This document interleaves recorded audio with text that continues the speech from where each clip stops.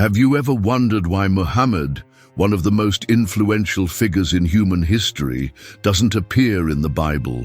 How did a man born in the middle of the desert, orphaned and marginalized by the elite of his time, end up becoming the prophet of one of the greatest religions in the world?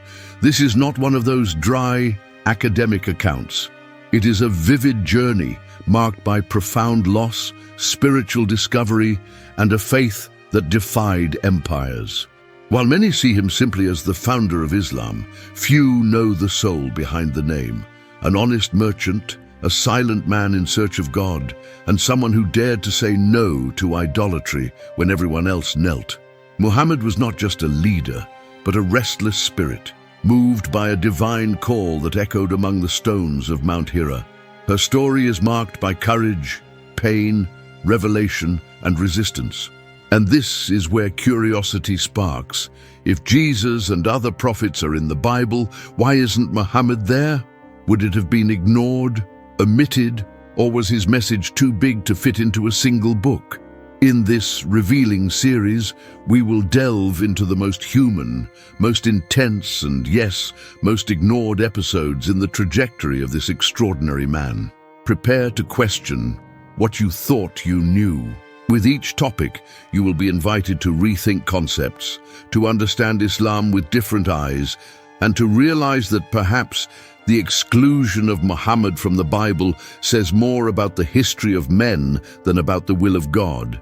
Because this is not just the story of a prophet, it is the story of a spiritual mission that crossed deserts, faced persecution, and survived the silence of those who tried to erase it. Muhammad was born into a world that was already hostile to him before he even cried his first cry. While still in the womb, she lost her father Abdullah, and a few years later, her mother Amina, two losses that would leave deep scars, but would also shape a resilient spirit. Orphaned by his father and mother, he first found shelter in his grandfather Abdul Muttalib, who treated him with special affection. But life, as if testing his resistance, took him too. And then came Abu Talib, his uncle, who would become protector and father figure. In Mecca, an arid city teeming with commerce, Muhammad grew up observing a world marked by idolatry, inequality, and religious manipulations. No matter how much the people built altars and made sacrifices, they felt that there was an emptiness behind it all. The stone gods did not respond, and the gold of the temple did not fill the pain of the poor. There, as a boy, Muhammad began to form his unique sensitivity to injustice, his aversion to deception, and an acute sense of true faith. Even though he was small, the boy observed more than he spoke. While the others were playing, he seemed to hear something that wasn't coming from outside. Orphanhood made him mature before his time. Anyone who grew up without a father or mother knows we quickly learn that the world will not stop to protect us. But instead of becoming hardened, Muhammad developed compassion, and it was precisely this silent pain that gave him spiritual depth. The loss, instead of making him bitter, prepared him for something greater. There was something different about him. Even the neighbors noticed. It wasn't just his posture or his silence, it was his natural integrity, rare for the time. It was common to see him help the elderly, defend the oppressed, and refuse to participate in rituals that he felt were deceptive. Mecca was steeped in traditions that supported castes and made the few rich. But even without understanding his purpose yet, Muhammad already saw himself as someone outside the curve. It was as if he carried a divine calling, even without knowing what it was. The orphan boy grew up as someone carrying a secret, even without having heard any voice from heaven yet. And perhaps it is precisely this detail that teaches us something precious. Often, the beginning of the spiritual mission does not begin with lights or miracles, but with the silence of pain and the strength to continue even without answers. Little did he know that the story was just beginning, and that the desert that saw him cry would one day hear him recite revealed verses that would change the world. Even surrounded by the agitated voices of Mecca, Muhammad felt a deep silence within him. While others immersed themselves in empty parties, businesses, and traditions, he walked within, an inner desert that neither commercial success nor accolades could fill. That restlessness kept him away from worldly pleasures. It wasn't a distaste for life, but a realization that there was something greater beyond what the eyes could see. He yearned for truth and was not satisfied with the superficiality of ready-made answers. Little by little, she began to isolate herself. I went out into the desert for days, and there, among rocks and silence, I found a peace that the city didn't offer. It was as if the winds of Mount Hira were whispering something ancient, something sacred. In these moments, he reflected on the meaning of existence, on the role of human beings, and on the emptiness of idolatry that surrounded him. The search was not theoretical, it was visceral. He wanted to hear, feel, touch the essence of God, or as he would later discover, Allah, the only true one. Many looked strangely at his introspection. In a society that valued status, possessions, and political alliances, contemplation was seen as a waste of time. But Muhammad preferred silence to empty words. As the people erected idols, he knelt within himself. This search for meaning wasn't escape.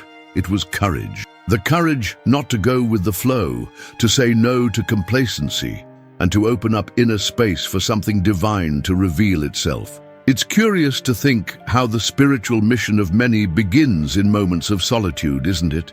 Sometimes what appears to be emptiness is actually preparedness. Have you ever felt this kind of emptiness? The one that no amount of entertainment can solve? Maybe, like Muhammad, it's a sign that there's something bigger trying to reach you. It's not wrong to get away from the noise of the world for a while. On the contrary, there is wisdom in seeking silence. It was in this silence that he began to find meaning, or better said, to be found. His refusal to be content with a shallow life, combined with his thirst for justice, led him to develop a rare sensitivity. He didn't just want to find answers for himself. He wanted to understand the world, heal wounds, give a voice to those who were silenced. The void became a fertile space, and isolation a school of wisdom. It was as if something inside him said, "Keep going, there's more. You were born for something you don't yet see, but it will change everything." And so, the desert became a temple. Even though he was young, Muhammad was already known in Mecca for something rare: honesty. At a time when cheating in the markets was common and many used words to deceive, he stood out for his straight words, fair negotiations, and upstanding posture. He earned the nickname Al-Amin, the trustworthy one, and this title was not given by chance. He took care of other people's possessions as if they were his own and never put profit above the truth. His ethics attracted attention in a world where greed was the norm. His approach to business was not just professional, it was spiritual. For Muhammad, each commercial exchange was also a test of character. He believed that faith was shown in the details, in the right change, in fulfilling the agreement, in respecting others. This caused merchants to seek him out not only to do business, but to ask for advice. And that was how a very special woman came into his life, Khadija, one of the most influential businesswomen in Mecca. Khadija was not just rich, she was wise, generous, and free-spirited.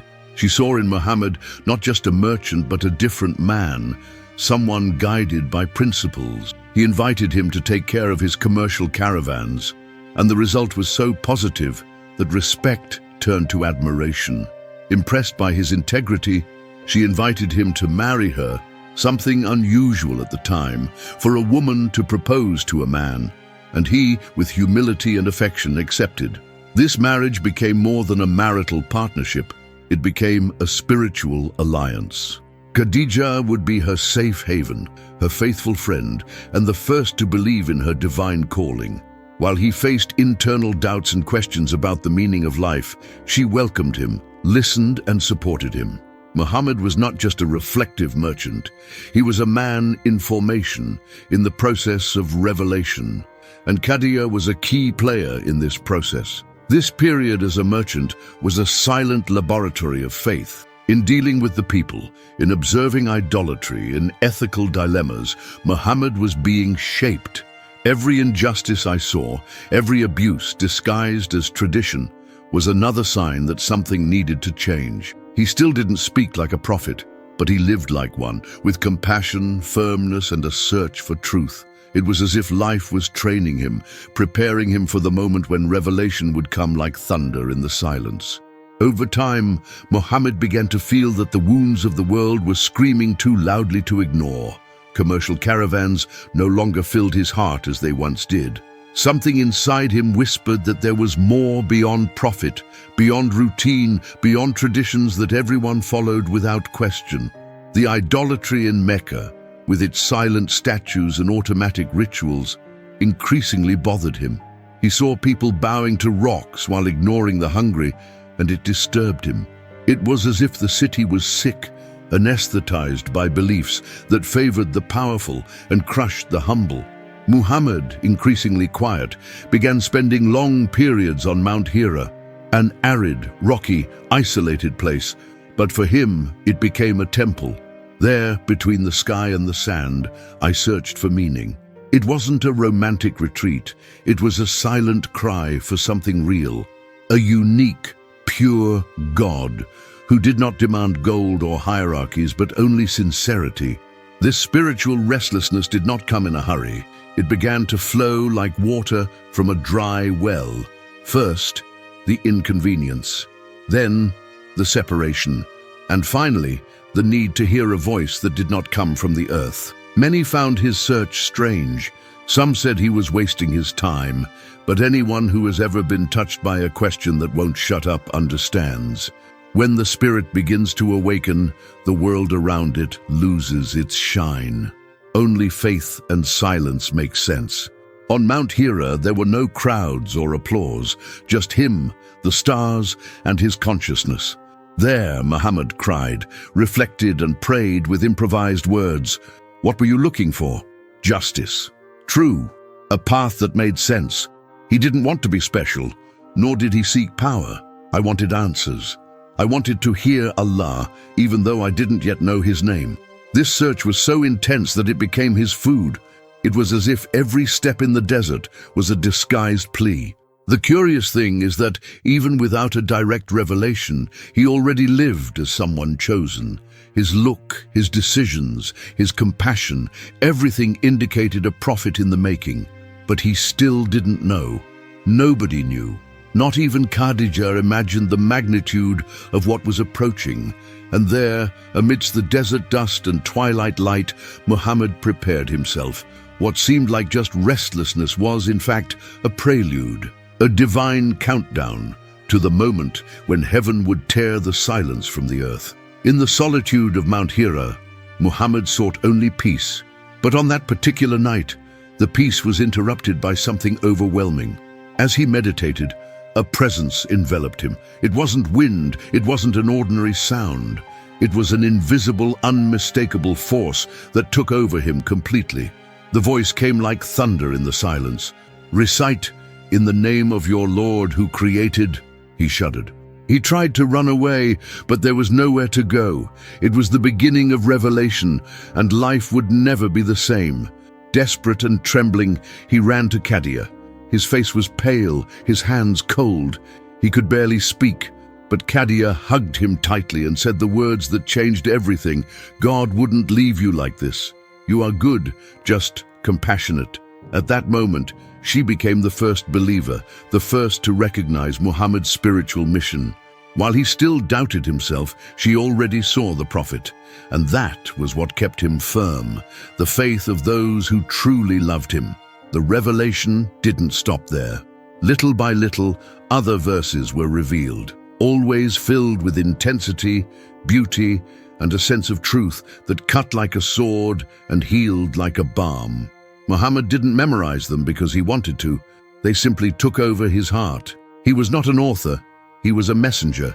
It was as if each word came from heaven itself, dictated by a superior, living intelligence that called for justice, faith, and the liberation of man. But the experience was not light. It was dense, demanding, often frightening. Muhammad himself even wondered if he was going crazy. After all, those who hear voices and see angels are not usually acclaimed. They are usually excluded. However, inner certainty grew with each revelation. There was no denying it. Something great had chosen him. Something that could not be silenced. It was the divine call, and now he needed to decide if he had the courage to obey. Thus, the prophet began to carry a fire in his chest, the certainty that he had been touched by the Creator himself. He was no longer the man who meditated in silence. Now he was the one who needed to speak, even if it came at the cost of friendships, comfort, or security. Allah's words pushed him towards the world. He had been chosen to herald a new era, and although there was still fear, there was also a burning conviction. The time of darkness was over, and light had begun to be recited. If there is a name that deserves to be highlighted alongside Muhammad, it is Khadijah. At a time when women's voices were often silenced, she stood as a firm pillar in the Prophet's mission. Not only did she love him, but she believed in him when even he couldn't understand what was happening. When Muhammad returned from Mount Hira terrified by the first revelation, Khadijah did not back down. She welcomed, calmed, and above all, believed. Her faith was not blind, it was lucid. She had seen the man's honesty for years. You saw how he treated the weakest, how he hated idolatry, how he sought the truth with his heart. When Muhammad told her what he had heard in the cave, she did not hesitate. He took him to his cousin Waraka, a wise man with knowledge of the scriptures, who confirmed what Khadijah already intuited. Muhammad had been chosen by Allah as a messenger. That revelation was real, and she would be by his side no matter what. More than a wife, Khadijah was the first Muslim. His home became a silent shelter for the first followers. She used her resources, her influence, and her courage to support Muhammad in times of doubt. When the world rejected him, she honored him. When rumors grew, she responded with dignity. Khadijah was God's strong arm on earth to keep the Prophet's flame alive in his most vulnerable phase. While the first verses revealed echoed in the alleys of Mecca, it was Khadijah who took care of the details. She knew the fight would be long. I knew that religious persecution, mockery, losses would come. But he also knew that Muhammad was not just anyone. He carried a message that would transform everything, and she was there from the beginning. Firm, silent, and full of a faith that would put many a bearded man in his pocket. History often highlights warriors and leaders, but forgets the invisible foundations. Khadijah was more than a wife. She was one of the pillars of Islam.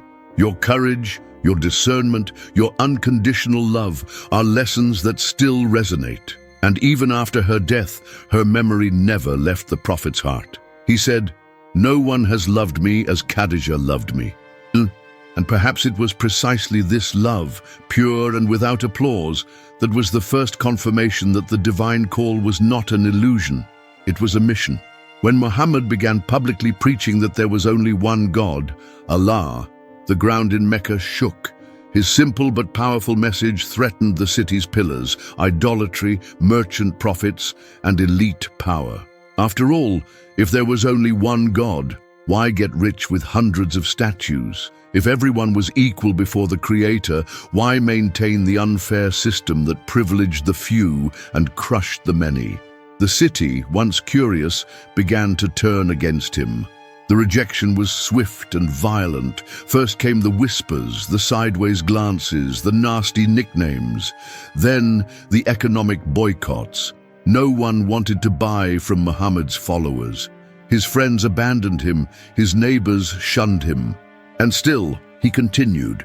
He climbed rocks, spoke at fairs, recited the verses revealed with courage, even though he knew that each word could cost him dearly.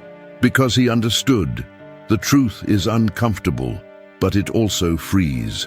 The powerful offered deals to silence him. Wealth, status, leadership. All you had to do was silence the message, but Muhammad refused. He said, "Even if they put the sun in my right hand and the moon in my left, I will not fail to proclaim what has been revealed to me." This spiritual resistance confused the leaders of Mecca. How could someone so simple be so unshakable? The answer was clear. He was not speaking for himself. He was speaking for God. It was then that the chase turned physical. His followers began to be attacked in the streets. Many were beaten, others were arrested, and some were tortured to death. Mecca had become an invisible battlefield where the weapons were words, faith, and resistance. Muhammad wept for his companions, but he also strengthened them. He said that the suffering was brief, but the reward was eternal. He fed them with hope and conviction. Still, the weight was enormous. It wasn't just the physical pain of others, it was the feeling of being rejected by one's own land. The same people who called him trustworthy now called him crazy, but he stood his ground. Because I had understood that every divine call carries a cost, and his was tall. Still, he didn't shut up, because he knew what he was planting was not for him, it was for the whole world. With the message gaining strength came the cruelest violence. Muhammad's followers, now known as Muslims, became targets of the wrath of the Meccan elite. They were poor, enslaved, invisible, and now they dared to say there was only one God. Among the first martyrs were names that resonate to this day: Bilal, Sumayya, and Yasser. Simple people, but with a faith that not even whips could destroy. Sumayya was the first martyr of Islam. As an old woman, she was tortured in front of her husband Yasser and son Ammar. The executioners wanted her to deny Allah and exalt stone idols, but she resisted. With an erect spine and a firm gaze, he declared that he only recognized the one God, and he paid with his life. Yasser was also murdered, with the same firmness, and young Ammar, amid tears and pain, escaped only to carry forward his parents' testimony. Bilal, in turn, was a slave of Ethiopian origin. He was tied up under the scorching sun and tortured with stones on his chest. Each time he was asked to deny his faith, he responded, "Ahad, Ahad, just one, referring to Allah. His resistance became a symbol of spiritual courage. He was freed by Abu Bakr, a friend of Muhammad, and years later he would become the first muezzin, the one who recites the call to prayer. Muhammad suffered when he saw his companions being massacred, but he never stopped encouraging them. He knew that the spiritual mission had a cost, and he also knew that every blood shed was a seed of justice planted. He said that Allah saw everything, and that no sacrifice would be in vain. He visited grieving families, cried with them, and reminded them that they were part of something much bigger than their own suffering. Islam's martyrs didn't just die for a belief, they died for an unshakable conviction. The conviction that true power is not in swords, but in truth. Their names are remembered not for their possessions, but for their courage. And Muhammad, seeing them resist until the end, was even more certain that his revelation was real. Because only a message from above is capable of giving such strength to people who the world considered weak.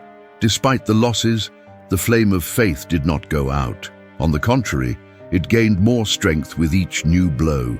What Muhammad and his followers experienced was not just physical resistance, it was a deep, spiritual resistance. They met in secret, usually in the most discreet houses, such as Al-Arqam, where the revealed verses were recited like fresh bread for the soul. Those words brought hope, direction, and courage to follow. They were balm in the midst of persecution. While the Meccan elite tried to suffocate the movement with threats and violence, Muslims formed a community based on faith, justice, and love for others. It no longer mattered whether someone was a slave or a noble, a man or a woman. Everyone was equal before Allah. This equality deeply bothered local leaders, as it threatened the caste system that supported their privileges. Muhammad, silently, was beginning a moral revolution. Every day, new hearts opened to the message, and although the meetings were hidden, the spiritual mission spread like wind in the desert, invisible but impossible to contain. Restless young people, forgotten women, elderly people seeking peace, all found refuge from oppression in Islam. The movement did not grow through force, but through inner transformation. It was the kind of faith that doesn't impose itself, it reveals itself. At that time, Muhammad guided with firmness and affection. He taught about patience, about trusting in Allah even when everything seemed dark. He said that true victory is not instantaneous, but built with perseverance. It did not encourage physical confrontation, but moral courage. He repeated that the light of God would never be extinguished by human hands, and this gave the people a kind of strength that whips and prisons could not destroy. The curious thing is that the more they tried to silence them, the more the Muslims became stronger. It was as if the pain purified them, as if each blow brought them closer together. The silent resistance of Muhammad and his followers was planting something new in the dry soil of Mecca, and that something grew steadily, even without fanfare. Because when the truth finds a people willing to suffer for it, no empire is capable of stopping it. Amid the storm of rejection, Muhammad began to see that his journey was not just personal, it was cosmic. It was not just about resisting the idolatry of Mecca, but about inaugurating a new spiritual consciousness. He realized that he was chosen for something that transcended his time. The divine call was not just a heavenly instruction, it was an invitation to rewrite humanity's values. And this vision sustained him, even when everything around him told him to give up. He understood that the pain of orphanhood, the humiliations, the sacrifices, everything was part of a greater plan. It wasn't a punishment, it was preparation. Every injustice he saw made his message more urgent. Each martyr who fell gave more weight to his words. It was as if the community's suffering was the price for purifying and legitimizing the new faith. And Muhammad knew, when God entrusts something to someone, he also empowers that person with supernatural strength and endurance. This spiritual mission was not an easy choice. It was a sacred burden. He was not driven by ambition, but by conviction. And the more verses he received, the more he understood that Islam was a complete system of life. Spirituality, justice, ethics, and compassion intertwined. It wasn't just about believing, but about living differently. And that required courage to break with centuries of tradition, with deep-rooted social structures, with the habits of an entire civilization. For many, it was madness. A simple man without an army, without riches, without titles, saying he was sent by God. But that was exactly where the power of the message lay, because she didn't depend on pomp, but on truth. And those who listened with their hearts recognized this. Muhammad's vision went beyond Mecca. He saw distant peoples, different languages, future generations being touched by those words revealed in the silence of the desert. Muhammad understood that his mission was not to convert by force, but to enlighten. His faith was like a lighthouse in the dark. Whoever wanted it came closer, and with each new convert, the flame grew. It wasn't just a religion that was being born. It was a movement for spiritual and moral liberation, and no matter how much the contrary winds blew, he knew Allah's hand guided his path. Because when the vision comes from above, no human wall can stop its progress. The story of Muhammad is not just about one man. It's about every person who has ever felt rejected, silenced, or out of place in a world that values appearances and forgets the truth. The Prophet of Islam, who grew up an orphan, faced the contempt of the powerful and saw friends die for believing in the one God, leaves us a legacy that continues to resonate. Faith, justice, courage, and purpose.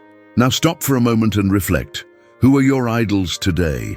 What has diverted your attention from what really matters? The story of Muhammad challenges us to re-evaluate our values, to seek meaning beyond the superficial, and to listen to that silent call that every now and then hits us in the chest and whispers, "There is something greater." Are you willing to listen? Walking towards the unknown, trusting that there is something divine guiding your steps. Perhaps like Muhammad on Mount Hira, you are in the midst of the inner desert waiting for a revelation. And perhaps all you're missing is the courage to recite your own truth. If this journey touched your heart, subscribe to the channel, turn on notifications, and share this video with those who need to hear it. Here we'll continue exploring forgotten stories, hidden truths, and living faith, because there is a lot of light hidden in the shadows of history, and together we will reveal it.